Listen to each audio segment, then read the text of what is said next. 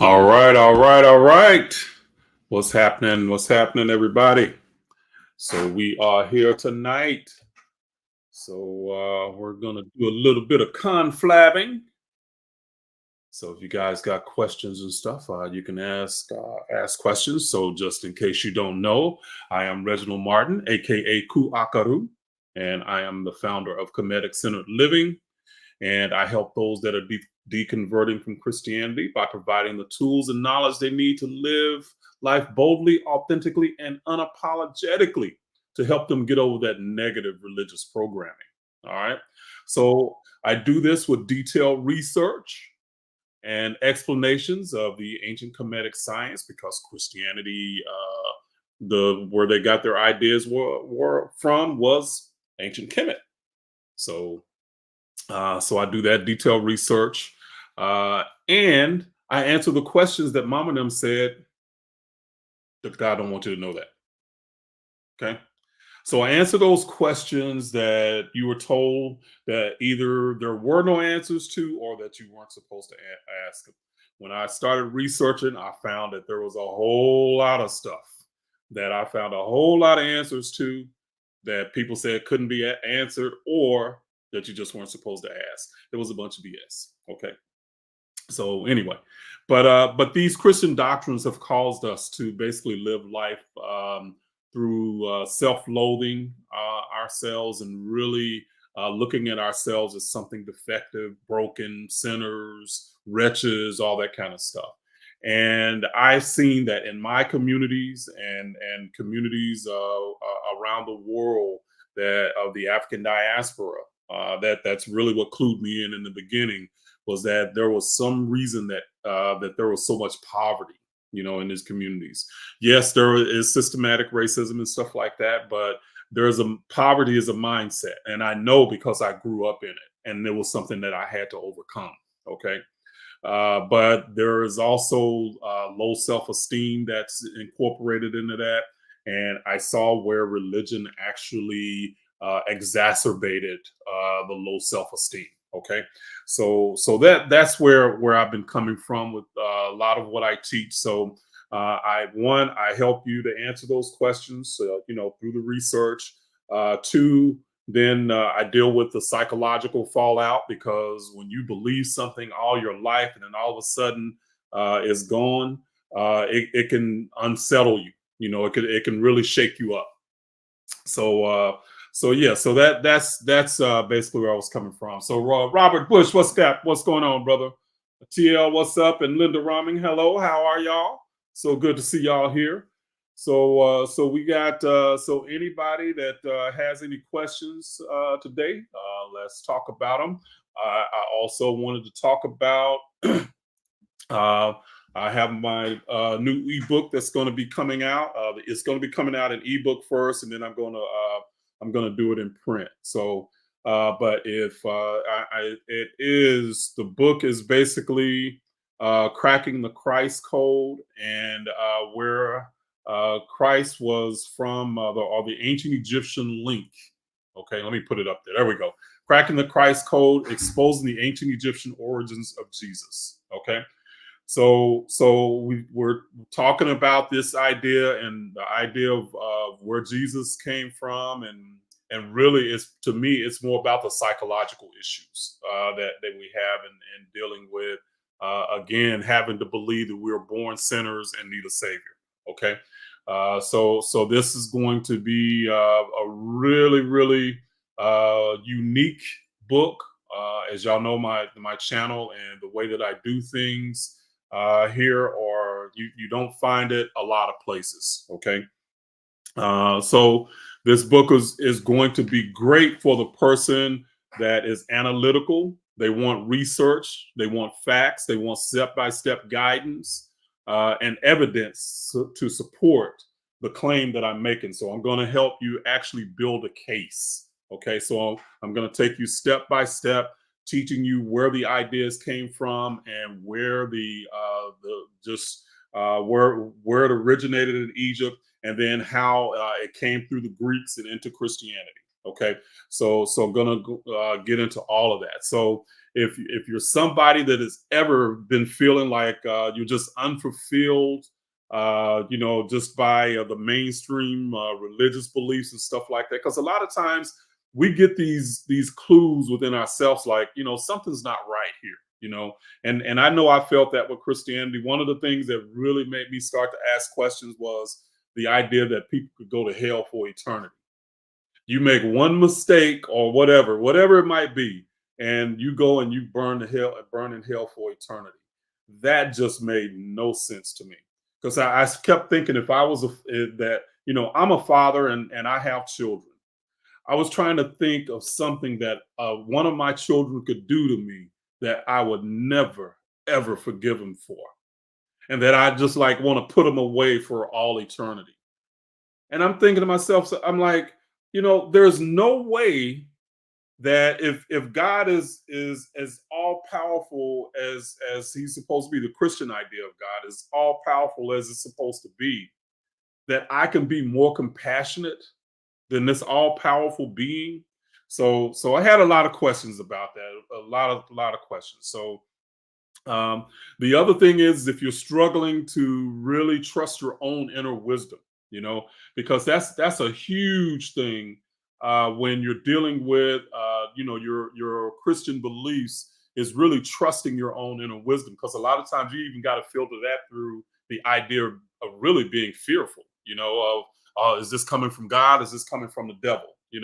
It's all coming from the same place, because it's all coming from the same place. So all of that. So are you seeking self improvement? All of that. It's really about really helping you to level up consciously. So that's what the book is about. Okay. And I think it's going to really, really be helpful for a lot of people. All right. So for a lot of people. Okay. So we can see. So if y'all have any questions, let's see. Yeah, I said, put the furnace down and watch them burn. Yeah, exactly. So if you guys have any questions, we can talk definitely. Will this be it will eventually, Kaz, but right now it's going to be an ebook, so I can get it done quicker like that. But it will be a physical book. The other thing that I can do with an ebook that is a little bit different than a print book, and I'll try to see if I can actually show you guys here, because the excerpt is, I can actually put like book references and quotes and stuff in the ebook that I can't in the let's see here, let me go, that I can't in the a print book. Okay, so I can actually put it to where you're going to have actually probably I can probably say 20 books that I've researched, just over the years, that I'll actually put in the book. So you'll see those books, you'll see the quotes, and it's something that you can actually use to study yourself. So that's part of what I'll be doing with the ebook. Okay, but it will be a print book, but just not right in the beginning. Okay, but it'll be powerful, be definitely for you. All right. So Linda Roming says, who was Thoth? Okay. And great question. So right off, so Thoth. So it is. So I'll say it like this, Linda. It's not who, it's what. Okay. And actually, Thoth was and it's also called Tahuti, Jehudi. So there's different names depending on if you're going with the Kemetic name, the Greek name, and I think the Greek name is Thoth. Okay, that's actually where we get our word thought. Okay, from. So Thoth and thought. Okay, they are thought is a cognate of Thoth. Okay, in other words, if Thoth had a baby, then thought would be the word that he birthed. So that's one way you can look at it. But Thoth is basically it is a personification of the human mind. Okay, that's what it is. And I know a lot of people want to say that these netters were people and stuff like that. That's just not it. And that's again, that's stuff that I'm going to help you get into in the book, is to help you break down how they came up with these ideas, the netters, and how they're used and how you can look at them, because you'll end up getting a better way that you can actually see the symbolic language, stuff like that. But Thoth is the personification of our human mind. Okay, and even if you go to like the mythology of ancient Egypt, he is the person that gave us science, math, and all of that kind of stuff. Okay, where did that all come from? The human mind. Okay, so that's what Thoth is. So he is the human mind personified. All right, and that's what any of the netters, they are personifications of basically universal principles, because every human being on the planet has a mind. Okay, and the mind is the metaphysical counterpart of the brain. Okay, so if you're looking at the duality of how these ideas exist, the brain is the physical aspect, and the mind is basically the brain in action. Okay, and it's the metaphysical component of the brain. Okay, so if you're talking about the two poles of what they are, so that's what the human mind is, and Thoth personified that idea. Okay, so that's who he was. Okay, let's see, Lovatron. No, you didn't miss anything. You didn't miss anything. So we are here. All right, you are here. So yeah. So if actually, let me do this. Let me do this. So I kind of like this we did last week with Voice Shay. If some of you guys want to come up and hop on and ask questions, you can do that. So that's the link. So if you want to hop on and ask some questions, we can do that. And I say ask questions.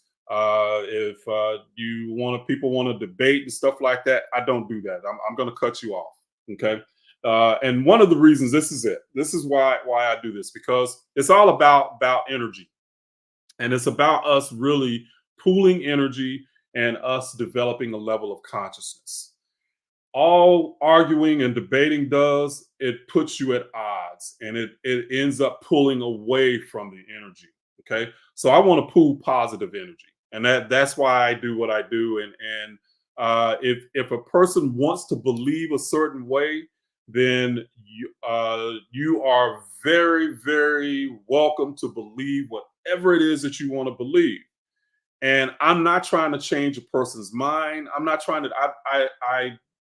That's like it. First of all, it's arrogant to think that my way is the best way for somebody else. Okay, it's arrogant to think that I know what their journey is, what they came to Earth to learn. As a soul having a human experience. Okay, and even like I was talking to my son today, and my son's just been going through some stuff, and he's just making a lot of realizations. He's going through stuff that adults go through. And he's figuring out that hey, he's the person that's got to fix it. And one of the things I've always done with my children is I've allowed them to live their life. I don't try to dictate to them how they should live their life, because their journey is their journey. But if they need counseling or they need guidance and they call me and ask, I'll talk to them.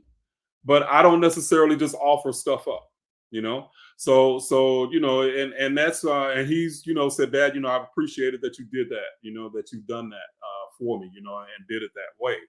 But that's the thing, is like we don't we can't know people's journey. So I don't try to dictate by telling them, hey, you should believe this way, and this is the only way, because Kemeticism is not the only way. It is a way, it is a frame, and that's why I like it. And I like it because it answered the questions that I had when I was a Christian. Okay, it answered a lot of the questions that I wanted answered. You know, so that's why I'm passionate about it. Let's see. Let's see. Are you taking questions if the chat aren't comfortable going on camera? Yeah, I can take questions in the chat. So either way. So it's all good. So either way, absolutely. So let me because I'm having a hard time reading here. Let me put on my reading glasses so I can see what y'all saying here. See if y'all. Oh, see, somebody been talking about me. No, I'm joking. Let's see in the app. Let's see app Saxon. I'm trying to say that in the app Saxon says, were Moses and Abraham real people? No, they weren't. They were not. Okay, they were personifications of certain ideas. So and the same with just about any of the Bible characters. They were not real people. They were never supposed to be real people. They represent ideas, okay, and universal ideas. And so yeah, so all of that stuff. So Jesus, all of those, they were never real people.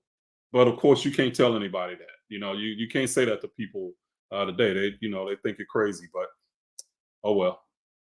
But there's a lot of evidence out there that basically stays suppressed because you got to think that even people say, well, so many Bible scholars say this or say that.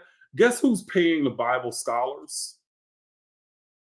If you're being paid by somebody and your paycheck is coming from certain people that have a certain way of thinking and agenda, and you start talking against that, what do you think they're going to do to your paycheck?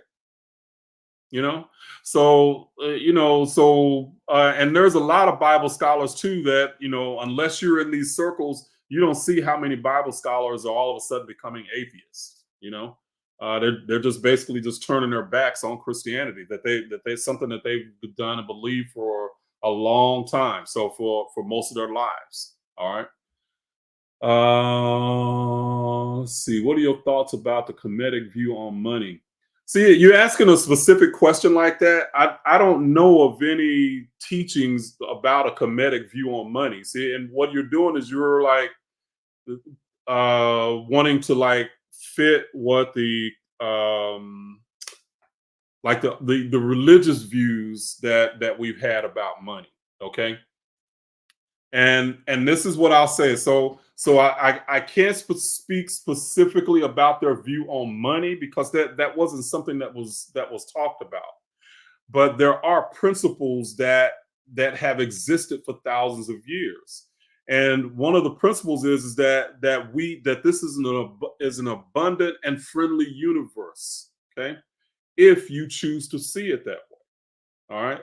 So abundance is your birthright. You are God in human form. You can create anything that you want in your life. So if it's money that you want, that it's only through, well, I won't say only through. Christianity taught us in a lot of ways that it was like sinful to have money. Like what was the scripture? It's easier for a camel to get through an eye of a needle than for a rich man to get into heaven. You know, money, well, it never said money is the root of all evil. It said the love of money is the root of all evil. But of course, people talk about it. The love of money is the root of all evil. But that has given, and I can say this in the Black community, a lot of people will uplift poverty as if it's something more spiritual than having money, with the assumption and the judgment is that people who are rich obviously had to do something wrong or sinful in order to get their money, which is not true. So a lot of ways that we've been taught basically to like uphold poverty as if it is some kind of higher spiritual plane is really ignorance. So it's, why shouldn't you have all that you desire? Because really, when you really get down to understanding these principles, this is another reason why I don't get into arguing about whether or not Jesus was real or not. That's a low level way of thinking and a low level way of existing. It's really about how do you create your reality? How do you create the life that you want? How do you get what you desire? And because abundance is your birthright, you have the ability to get anything you want. You can create anything you want. These teachings were about really helping you to get over your fears, helping you to get over limited thinking. All right. And if you start to understand like all the monsters and stuff like that that they were like symbolizing, it's not about demons, because again with Christianity you have to you create this idea that there's this original sin that you're automatically born with, that you're automatically born wicked. Well, if you're automatically born sinful and wicked and you do something bad, then you have to have some kind of offset. Okay. Otherwise you really how do you say, you become sinful and wicked, and you see yourself as sinful and wicked, but you need like the devil or demons to say, hey, the demons made me do it, it wasn't me, it was the demons. So you have to have that balancing of that system in that way. All right. But again, it's a system that teaches us to look at ourselves in negative ways. uh let's see. And Ab Saxon, you're most welcome. You're most welcome. All right. Let's see. Yeah, I've never talked about Serapis Christus. Okay. But basically that was one of the first ideas of, and understand this is what Serapis comes from. Okay. So and this is, again, we're looking at these two names, but there were two names that were, they were conjoined, or they were put together. So there was Osiris and Apis. Okay. And and Apis was symbolized by a bull, and this bull is actually symbolizing the power that we have. Okay, a power that we have to create. All right. Osiris is the human soul. That's what Osiris represents. Okay, and this is something I go a little bit more deeper into in the book. But he represents the human soul. All right. So they made this, or conjoined the name Osiris and Apis, Osirapis, that ended up becoming Serapis. And Christ, of course, is just the idea that you have elevated your wisdom through life experience. Serapis Christus, Osirapis Christus. Okay, so that's where that idea comes from. All right. So you have to do a little bit of research, but guys, this stuff is out there, and once you start to breaking it down, you'll see where Christianity just basically they twist it so much that, and basically makes us live our lives in fear. All right. All right. Let's see. Let's see. All right. Good. I'm glad that was helpful for you. Enough. Glad that was helpful for you. All right. Uh, okay, so again, anybody that wants to wants to come up and talk, there is the link. So you got a question, you just hey, I can help you through some ideas that you might be dealing with or whatever. Give you a little bit of coaching too. So greetings, Empress. Greetings. What's happening? What's happening? Good to have you here. All right. So yeah. All right. So yeah, so family, it's really, to me, again, it's not about arguing about whether I'm right or I'm wrong. It's about how do I learn these ideas that make my life better, okay, or help me to make my life better. And that's what the bottom line is for me. It's like, how do I use this knowledge to create the life that I want?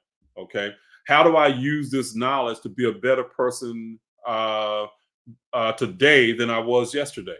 And really, I guess it ain't even really about being a better person. It's just about really just evolving, because in the moment, we are the perfect representation of who we are. So, well, but if we want something to change, we got to make a change, plain and simple. So as the old saying goes, sanity is doing the same things you did yesterday and expecting different results. Yeah. So if you're doing those same things, man, that's like you're just doing this and expecting different results. It doesn't happen. Doesn't happen. All right. All right, family. Let's see here. Anybody else? Any questions? Any questions? Nobody want to talk to me? What's up? Man, my feelings might be hurt. No, I'll be all right.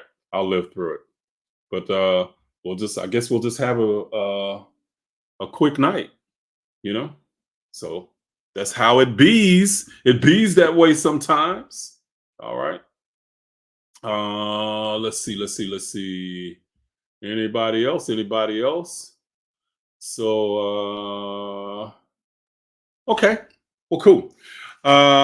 So anyway, another part of the book. So and I got the going across the screen there. If you want to download an excerpt of the book, I also go into the because y'all know that there's like 25 other like saviors that were born on December the 25th around the world. Y'all know that. So 25 other saviors that were born on December the 25th. That's because it's a template. They all got the same, they all using the same ideas. And I go into that in the book. I break that down for you. And you'll see where the idea of the 12 disciples, the Eucharist, or what the Protestants, I think we call it communion. Okay, when we ate the bread and drank the juice, where did that idea come from? What is it supposed to represent? It, of course, represents, eating the body of Christ and stuff like that. He's like, oh, that's cannibalism. No, it's supposed to mean a metaphysical idea that you as a soul are feeding on the spirit of God to basically develop and grow. Okay, that's what the idea is supposed to mean. But all of that stuff came from a certain perspective. Okay, let's see here. What's up? What's up, TL? Going on? Can you hear me? Yeah, I got you. I got you. Okay. Yeah, this is good. I like this. It's like old Yeah, times. yeah, me too. Appreciate you hopping on. Absolutely. You know I wouldn't let you down. Are you kidding? And first, I want to Absolutely. say, last week was you and Bochet. That was fire. That was great. I love that. Hey, thank you, man. I love last week. But on topic of like all the things you were talking about, especially when you began and we were, you know, the whole Christianity thing, which is weird because I've been out of that for decade and a half. But I do notice sometimes that shit'll come percolating up. Yeah. Like You don't if you were indoctrinated into Christianity before 7 years old, if you were raised in it, you don't ever get over all of the indoctrination. See, I didn't come to it till I was like a teen or something. So and I thought I was behind the eight ball, because everybody else I knew from when they were 7 or younger and stuff like that. So I made the mistake. I was born on the altar. That's what I heard you say that, right?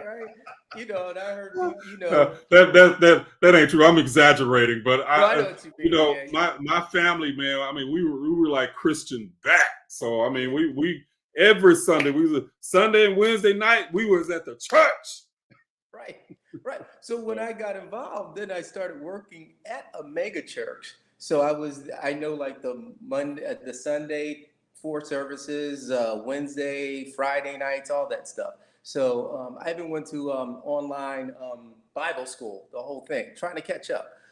So there's a lot of things that are, still stuck in me. But there were a few things that you said when we were talking about like states and so heaven and hell, we know they aren't real places. They can't be physical places, but what are they? They're metaphors for, I know, an ascension of a high place and then like a low place, a burning place.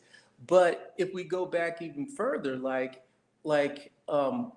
they states of consciousness or something? Is that what? I think you know what I'm talking about. So understand that even the idea of hell is that's a Christian fabrication. Okay. Yes. Because that idea did not exist until Christianity. All right. Now, with the ancients, they dealt with the underworld. Okay. So understand. So the underworld, the way that they looked at it was that there was the heavens, and then the underworld is the inverted aspect of the heavens. So as a soul, when you incarnate, you incarnate into the underworld. Okay. The Greeks, let me go back. The Hebrews call that Sheol. Yeah, it's in the Bible. Okay. The Greeks called it Hades. The ancient Egyptians called it Amenta. Okay. All those three names are just the names for earth, for a soul that has descended into the earth plane. All right. The scholars could not grasp that idea. They could not grasp that earth, that hell or the underworld was not under earth, because they never ever got the concept that everything that was Egyptian and most of the ancient mythology was actually talking about a soul, right, incarnating, not a physical being. Okay. So even the ideas of where was it? And again, it's something I talk about in the book, but in Revelations they talk about the soul and what is it, like the sulfur and steam and stuff like that in Revelations. What happens if you put something that is fire into water? fire. It extinguishes it, right? It extinguishes, but doesn't the water start to steam? If you've ever seen like a sword plunged in water, doesn't it That's true. steam? Absolutely, yeah. Okay, so they were using that as a metaphor when the soul immerses itself into the physical body, which is 70% water. Water. They met the metaphor for the soul was fire. Okay. So that's where they come. So again, I talk about these ideas in the book and I break them down for you so you understand how they came up with the idea, the philosophy behind the ideas that they came up with that Christianity twisted. Twisted. Right. It's almost like purposely with getting hieroglyphics wrong, or just like they couldn't read the hieroglyphics. That's why they got a lot of it wrong. But if so that's why for almost 2,000 years nobody could. So that's why a lot of it was they could tell their stories for 2,000 years. The cover came off in 1799, and this is again I talk about it in the book. But with Champollion, the French, he was a French philologist and Egyptologist, and they found the Rosetta Stone. It wasn't until they found that Rosetta Stone in 1799 and started to decode a lot of the Kemetic Netcher that they were actually able to start to see that the stories, where the stories came from, where Jesus and all of that. So this knowledge that we have is less than 200 years old, where they really connect the dots, and people started to basically decipher and decode this. And I was going to answer the question right quick. Andy Sawyer says, how familiar are you with the Kemetic Netcher? So, Andy, I have some knowledge of it, that I know some of the symbols, but like anybody, nobody knows all of the symbols. But I can look at like the names of a lot of the Netchers, and I know what their symbolic name is. And when you really understand their symbolic name from the Kemetic Netcher, it's a whole lot deeper than the name, say, Atum. Okay, or Heru. They actually and they are actually like what do you call it? What's the deals that we use when we're texting, the pictures? Emojis. They're picture ideas. They're not words. See, we give them letters and names, but they're not words. They're actually picture ideas. Okay. They would be more closer to like we use emojis than what we do to write letters. Okay, so that's what the Kemetic Netcher is like. All right, so very very powerful. But the thing is, like the Kemetic Netcher, it actually helps you access the brain on the left hemisphere and the right hemisphere, because you have to use your logical mind and your intuition to understand the total picture. So that's where they do, and even the names, and again, this is something I break down in the book. Is like the Greeks, where they ended up messing up, because they started trying to translate stuff from the ancient Egyptian ideas, and they started to put it into a whole nother way and classify it a whole nother way. Well, the ancient Egyptian language, the whole language was it was vibrational. Okay, it was tonal. Okay, but even if you think about, do you have any idea how and I'm just asking this rhetorically, any idea why there was different names of the Netchers that people just get so confused? Okay. One of the reasons is because like in the Greeks, what we get is like we get them classified like in a written like outline. Okay. Like we get this god is in the animal kingdom, the vegetable kingdom, the mineral kingdom, blah blah blah. Okay. For the Kemetic, the way that they did it, it was more about vibrational. It was more of a vibrational separation. So the different names clued you in to what level that they were talking about. Okay, so it's a totally different way to classify stuff. Today, we only understand the Greek way of classifying stuff because we use written language. We use our rational brain, and we pretty much will throw out our intuition, although you can't throw it out completely. Nobody can, So that's one thing one way that is different. But this is something that I break down in the book. So if you guys are wanting to get that excerpt, you can get that and look at that and see how it's done. Also, I'm gonna put I put also book covers with the quotes and stuff like that, the way I do my videos. Okay, in the ebook. All right. Let's see. I was looking to see if there was any. If you, TL, do you have any other questions, brother? I was just going to ask you a question to that. Is that why in ancient Kemet, when the Greeks came over to study, that's why they Kemetic Netcher, it was an oral tradition. That's why they didn't write things down. Yes, and it was oral because again, it was a lot of the ideas were tonal and vibrational. The way that they looked at gaining knowledge was not through reading. For them, knowledge was about experiential. It was experiential. Wisdom was experiential, because even if you look at how wisdom is defined, wisdom is the inner contemplation of knowledge.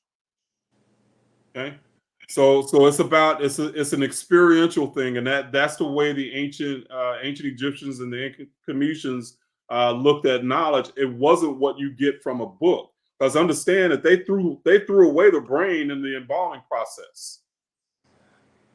They didn't keep that. They kept the heart. They kept the spleen. Okay. And that was because all of them were connected via the chakras. And this is what a lot of people don't understand. The endocrine glands are connected to chakras. Why are they connected to chakras? Because it is how it is the portal through which the chemicals are activated in order to bring something from the metaphysical into the physical. That's some powerful shit. I was going to say that's pretty deep. That's pretty deep. So anybody that knows chakra, the chakra is called, it's an energetic wheel. But the endocrine glands are called the master glands. The endocrine glands actually kick off all the other chemicals that bring us into physicality, or brings anything into physicality.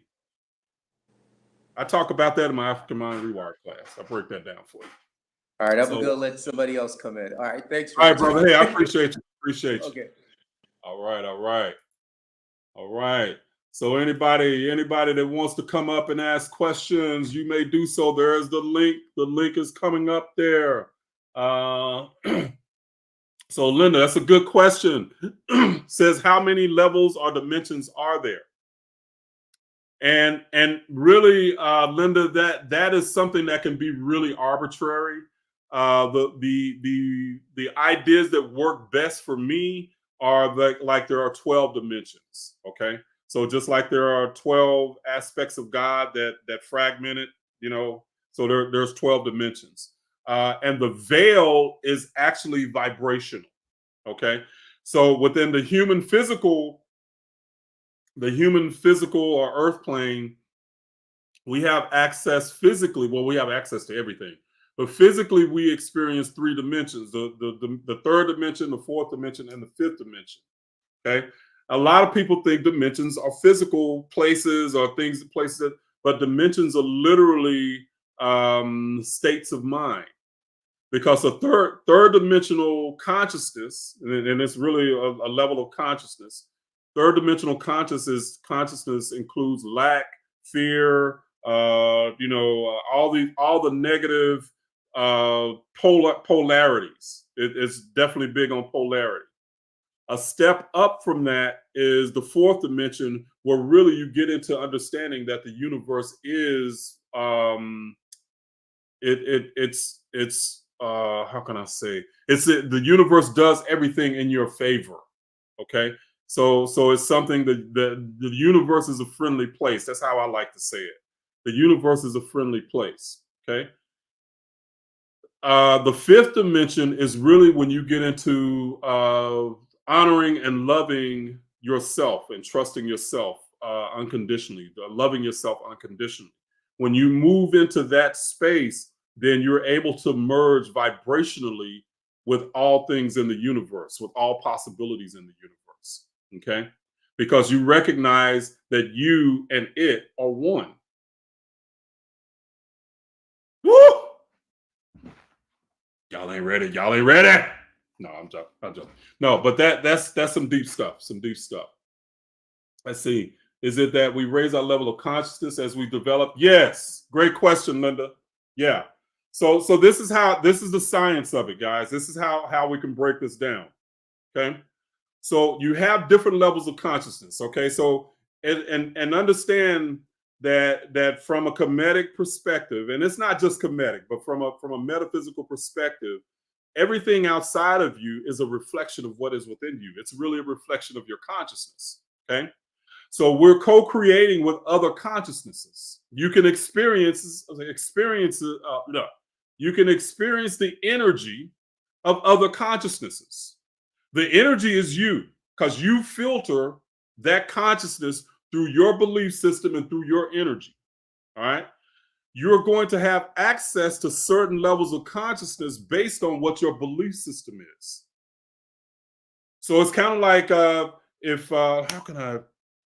when you were a child, you probably thought that Santa Claus was real. Okay, that Santa Claus existed.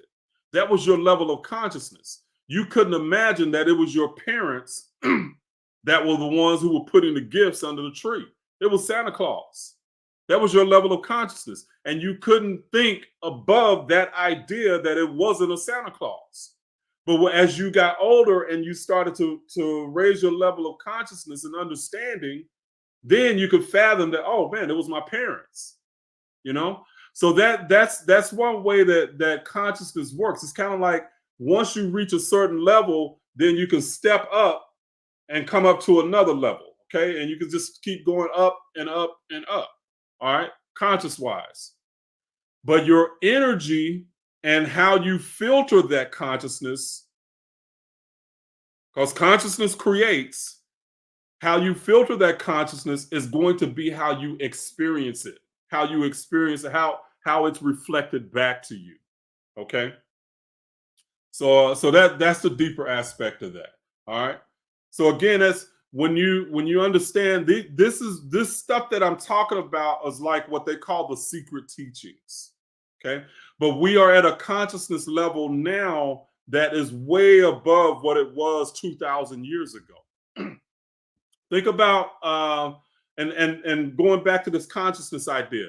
Let's think about cavemen, okay, or cave people.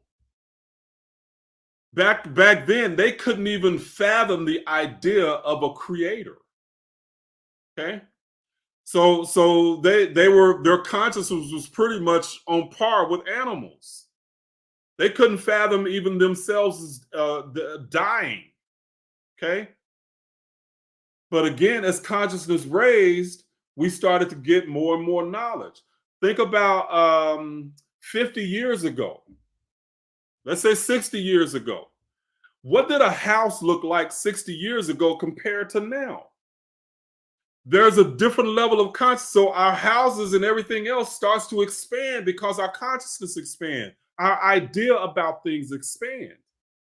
As consciousness expands, our ideas and our imagination and everything that we can think about starts to expand into bigger and bigger things. So we see the outside reflections start to reflect our consciousness from within. Okay. So that's another way that you can look at that and just see how that works. All right. Let's see. Do you believe in the law of attraction? Yeah. Yeah. That's African spirituality. So that's where that idea came from. Okay, it was from ancient Kemet. So all of this stuff is talking about the law of attraction. So wherever you see like because if you've ever watched the movie The Secret, you will see where they kind of alluded to. She didn't say specifically. She just said that the law of attraction is ancient, but she alluded to the Greeks were the ones who had the law of attraction. Okay, that's where it came from. But who taught the Greeks? Okay, they learned it from the ancient Egyptians. So all of this idea that's the other part of this is these ideas that we look at and we worship as biblical personages, but really talking about the science of the law of attraction on some level. Okay, so all of that. So yeah, the law of attraction, absolutely, positively, I believe in it. It's very real.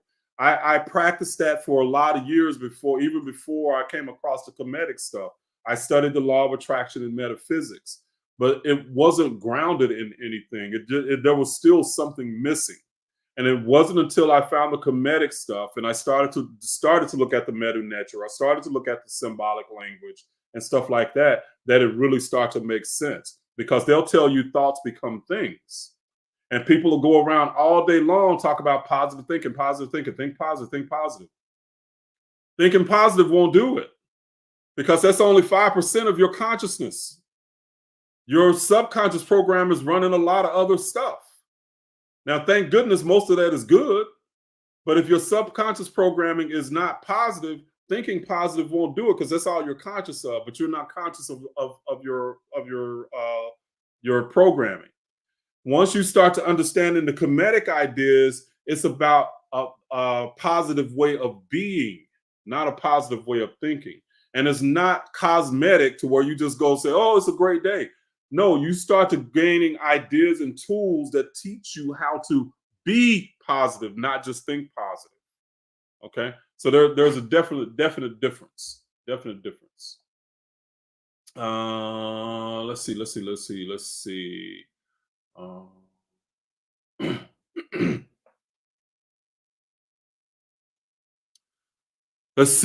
Salam F says, "What are your thoughts about free will, or do you think everything has divine timing?" Yes.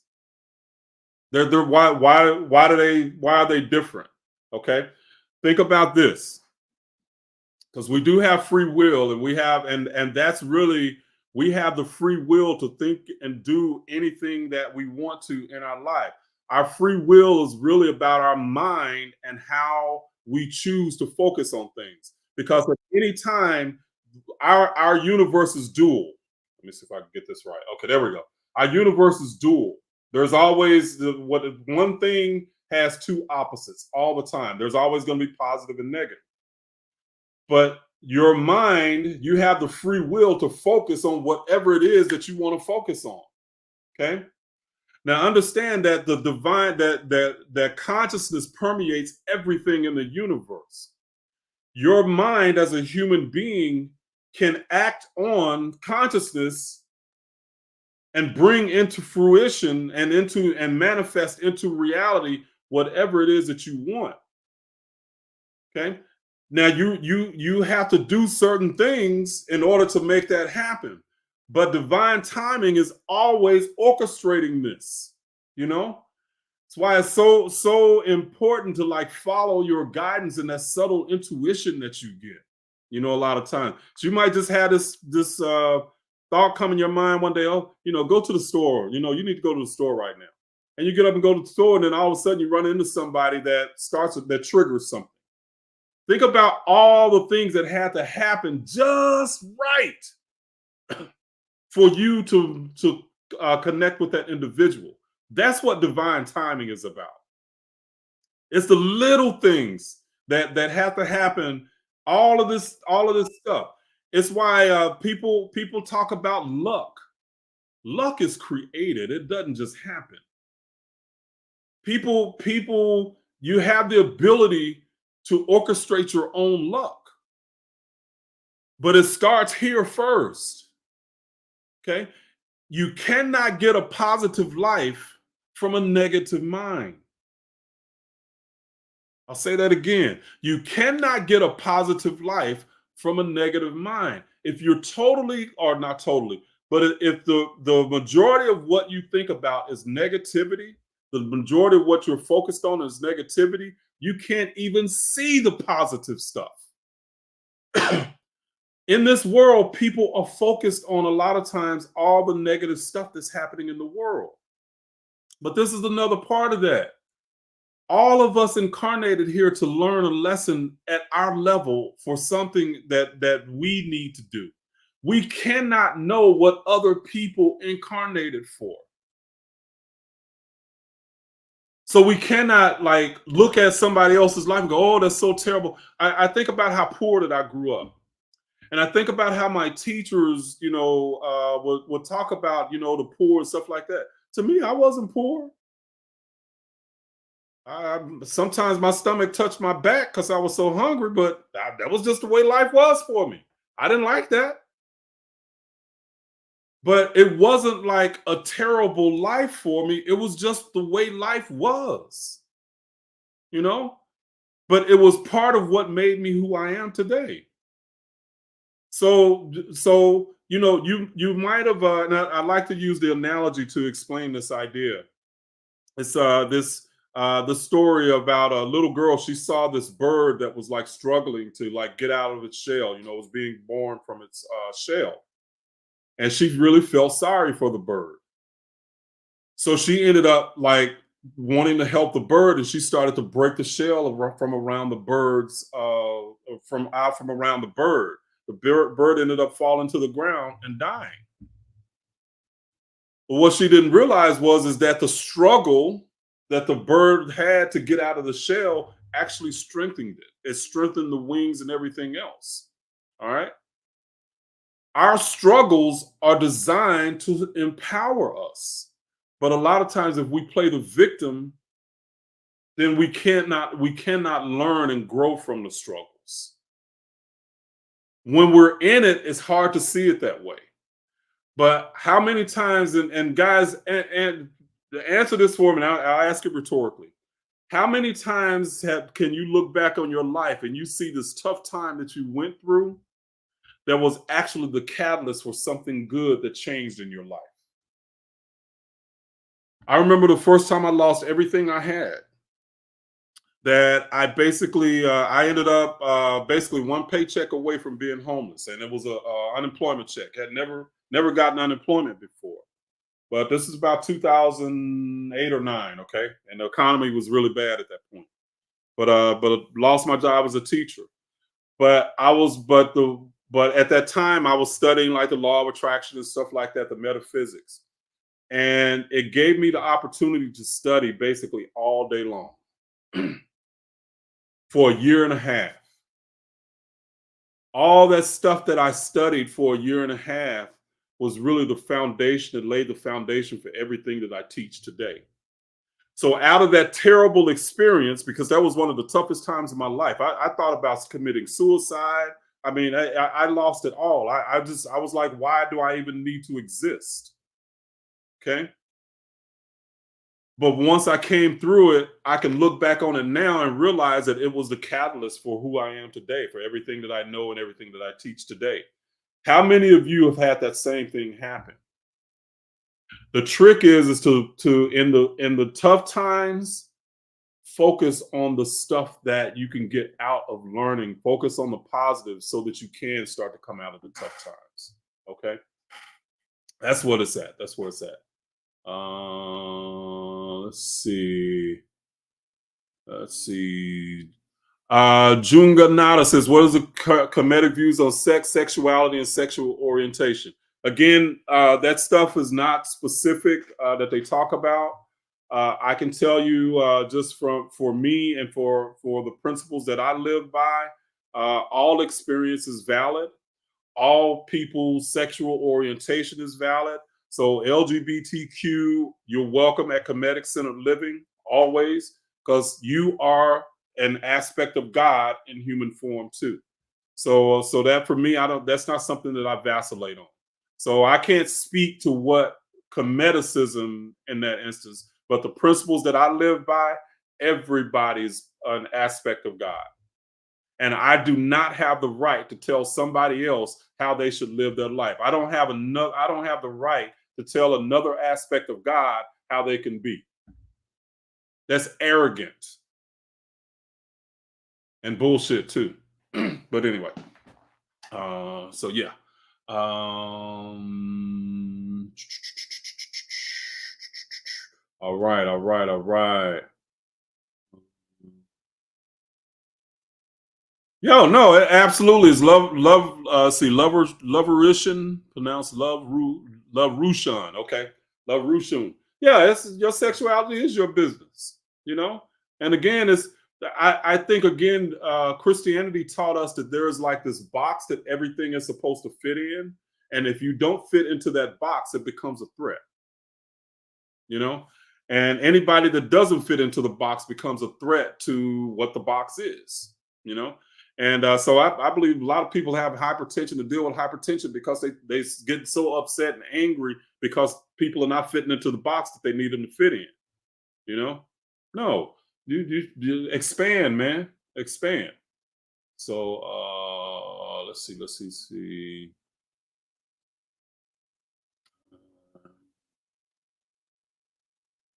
see. And Kinsman says, I'm losing mad days and hours at my job. Instead of being negative, I'm changing my self concept. I can feel so much negativity playing in my head about the whole situation, but I use this time to learn. Yeah. And Kinsman, you're losing hours, but it might be a catalyst to make you say, hey, wait a minute, I need to make a change. Because that's really what negativity and fears are that's really the signal that something has to change. Something in you has to change. Because until you change, that the negativity won't, you know.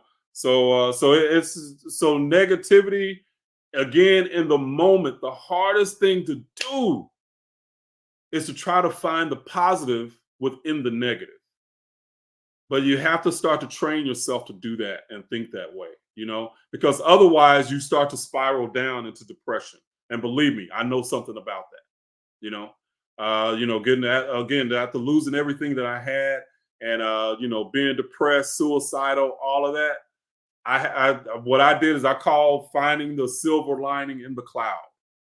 I had to find something positive or take something positive out of that negative situation. I don't care how small it was. And until you can do that, man, you keep spiraling. You keep spiraling. So yeah, there were some days where like I was like, shit, I just need to end it all because I don't.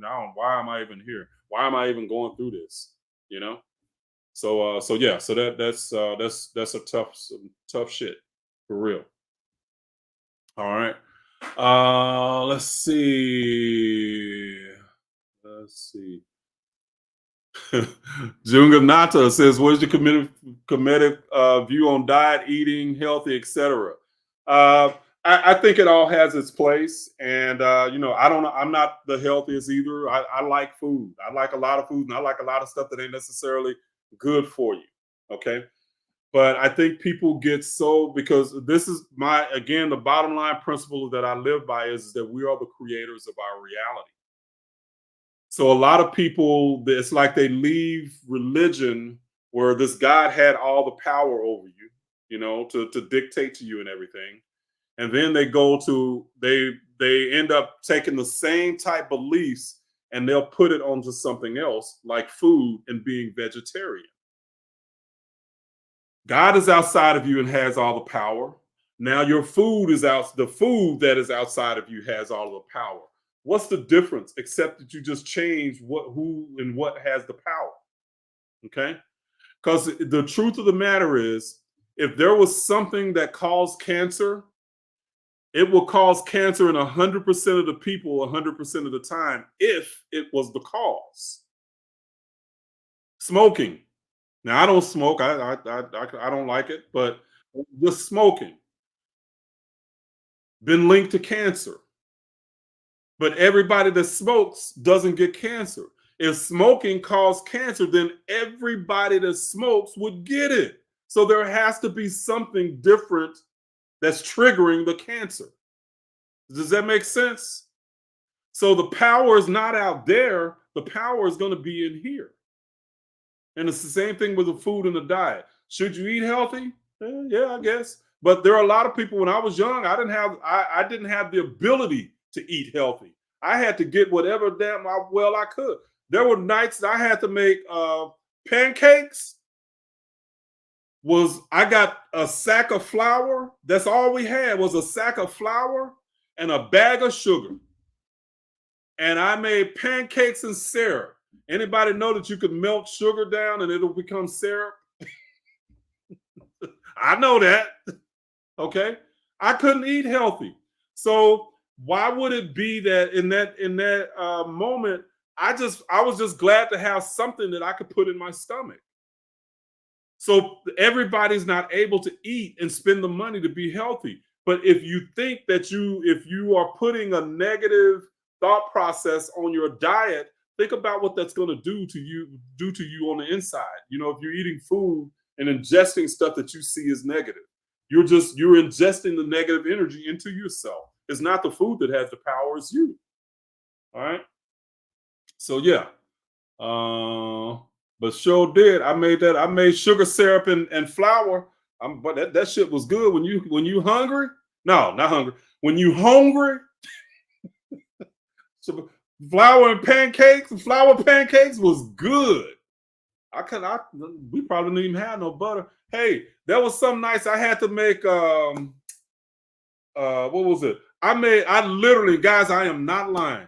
I had to make mustard and sprinkle a little salt and pepper on the bread. Spread the mustard on the bread. Sprinkle a little salt and pepper on it. Made a jam sandwich. I jammed those two pieces of bread together, and boy, I ate. So, but that was my diet, and I had to eat what I had to eat. So I was thankful that I had something, you know. So if you look at it and you ingest, and that's a lot of times people don't understand, you can actually infuse your food with energy. That's where the idea of praying over your food came from, was literally you infusing your food. I don't know if anybody's heard of this doctor, it's a Japanese guy, his name was Dr. Imamoto, I think it is, but he had a book about water where he set intentions and he showed how just your mind and the intentions that you spoke to that water with actually changed the molecular structure of the water. Guys, that's some, oh man. So yeah, so you can have a bad diet but still live healthy. Really. It's not the food that has the power.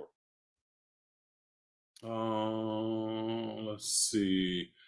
Black Magic Mike. No, well, I have one on there, but I don't use Twitter. I just use Twitter to I follow my sports teams and sportscasters. So it's not something that I actively use. Okay. I should say that.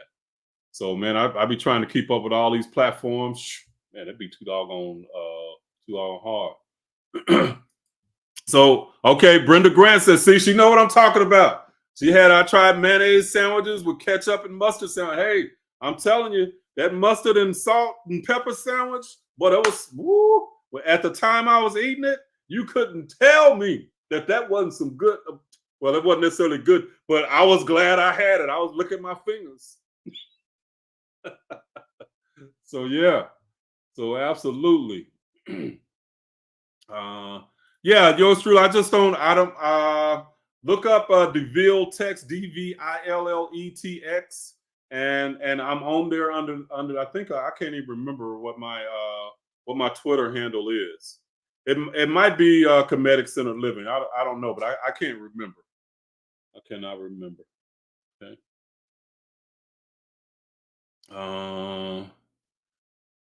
Hey, Brenda, see that's that good old days syndrome. See, Brenda says the bread was better back then. That's all of us old people had that good old days syndrome. Yeah, back in my day, it was a lot better then. That's what that is. That's what that is. Bread is bread. Hey, I like that. What's that bread I like today? Is because I eat a lot of bread. I love pizza is one of my favorite foods. But what's the Hawaiian bread? Oh, that's some good stuff, man. Woo! Those little Hawaiian rolls. Damn, boy, that stuff be good. Put a little something on it. Woo! I'm gonna have to go get me some now. Oh, but anyway. All right, family. Hey, well, it looks like it's about that time, family. So I'm going to cut it off for tonight. And I hope you guys have an amazing evening. And thank you for the questions as always. And TL, thank you for coming up with me for a little while. I appreciate you, brother. And Bless Goddess, thank you for being here. I appreciate you. Appreciate you as always. So, guys, y'all have an amazing night. And I will see y'all next time. Okay. All right, family.